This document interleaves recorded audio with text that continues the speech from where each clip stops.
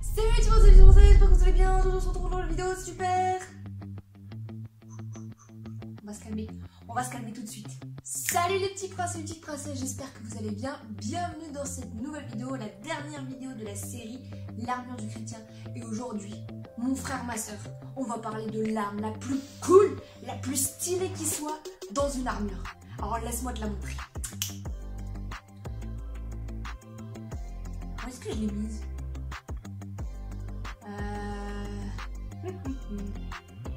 La dernière fois que je l'ai utilisée, c'était quand?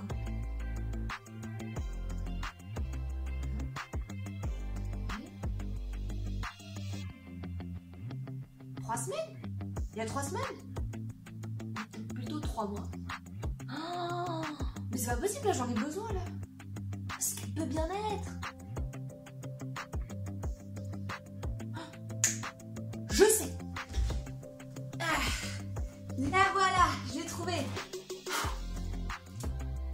Et oui, aujourd'hui, on va parler de l'épée, le truc le plus stylé qui soit. Et tu sais quoi? Eh ben, Paul, dans notre super verset, au verset Ephésiens 6, à partir du verset 14, Paul nous propose ce type d'arme. C'est génial, non? Ok, prends ta Bible, on va lire ensemble. Alors, Ephésiens 6, au verset 14. Voilà, on va prendre à partir du verset 17. Donc la dernière fois, on avait vu accepter le salut comme casque. Et on continue. Et la parole de Dieu comme épée donnée par l'Esprit Saint. Accepter la parole de Dieu comme épée donnée par l'Esprit Saint. Accepter la parole de Dieu comme épée. Bon, là je suppose que je t'apprends rien. La parole de Dieu, qu'est-ce que c'est? Tout simplement la Bible. La parole de Dieu dont nous parle l'apôtre Paul dans le verset Ephésiens 6 au verset 17, c'est la Bible. Et du coup, il compare la Bible, la parole de Dieu, comme une épée. Et on va pas se mentir, un soldat, s'il va au combat sans arme, sans épée, il sert un peu à rien le gars. Il aura beau se protéger derrière son bouclier, il aura beau avoir un bon casque, s'il peut pas attaquer, ça sert à rien. Attends, quand un soldat il part au combat, quand il va faire la guerre, c'est pour attaquer, c'est pour défendre son territoire, protéger son territoire, non? Ah bah pour ça, ma petite dame, bah, il a besoin d'une super bonne arme. Mais je vais t'avouer un truc, moi des fois, j'ai vraiment du mal à l'utiliser. Bah t'as bien vu, je savais même pas où je l'avais rangé il y a quelques secondes. Des fois, c'est pas un peu pareil avec notre Bible? Genre tu la laisses traîner dans un coin, prendre la poussière, tu l'ouvres pas pendant... une lurette. Et après quand on a besoin tu fais où est-ce que je l'ai rangée?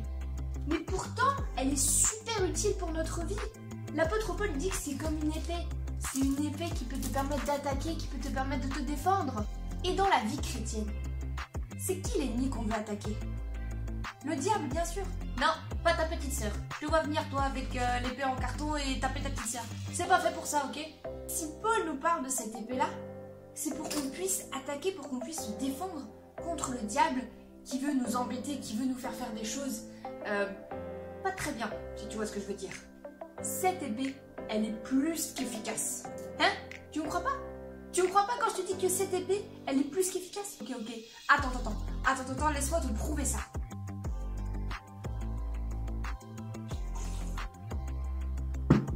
C'est froid. Ok. Prends ton épée, prends ta Bible. On va aller dans un autre verset.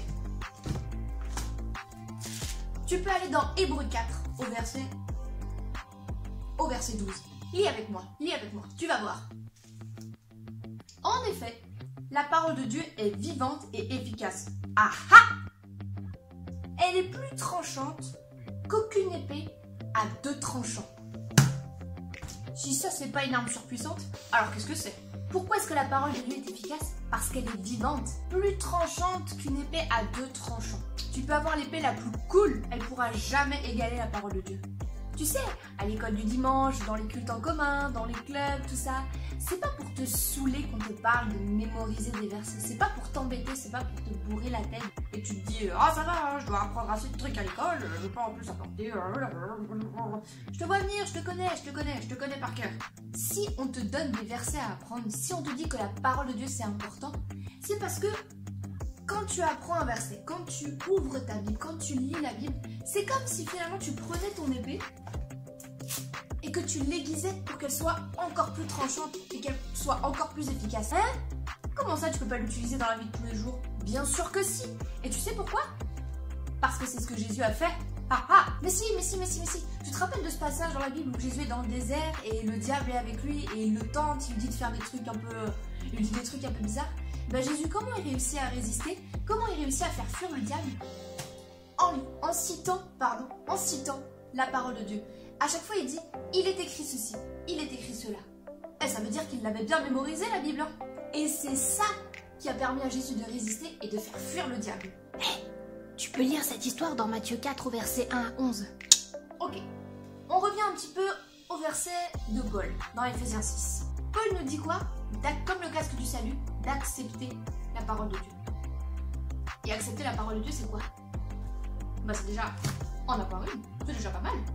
Non seulement en avoir une, mais l'ouvrir. Et non seulement l'ouvrir, prendre le temps de la lire, de la méditer, de la retenir, de la garder profondément ancrée dans ton cœur.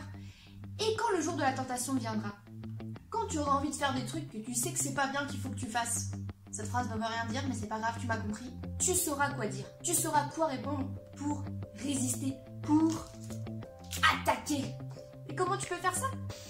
Tout simplement, ok, je prends ma Bible. C'est quoi mes soucis en ce moment? En ce moment, j'ai beaucoup de mal à dire la vérité. Je mens beaucoup.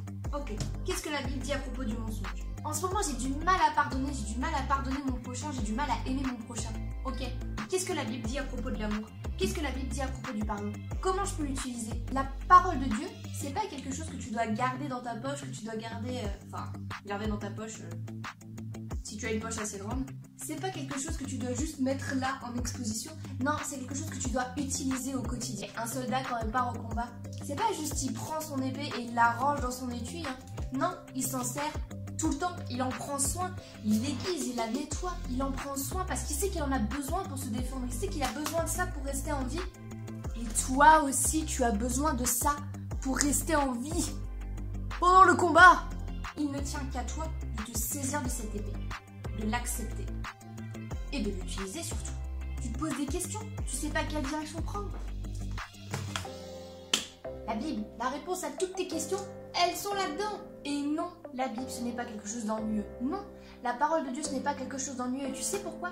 Parce qu'à chaque fois que tu vas l'ouvrir, à chaque fois que tu vas prendre le temps de la lire et de la retenir, c'est comme si Jésus lui-même te parlait.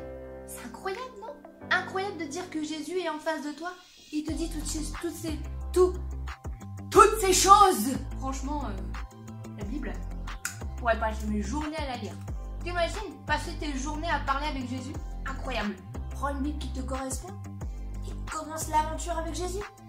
Aiguise ton épée régulièrement pour partir au combat. Et sur ce, moi je te dis à très bientôt.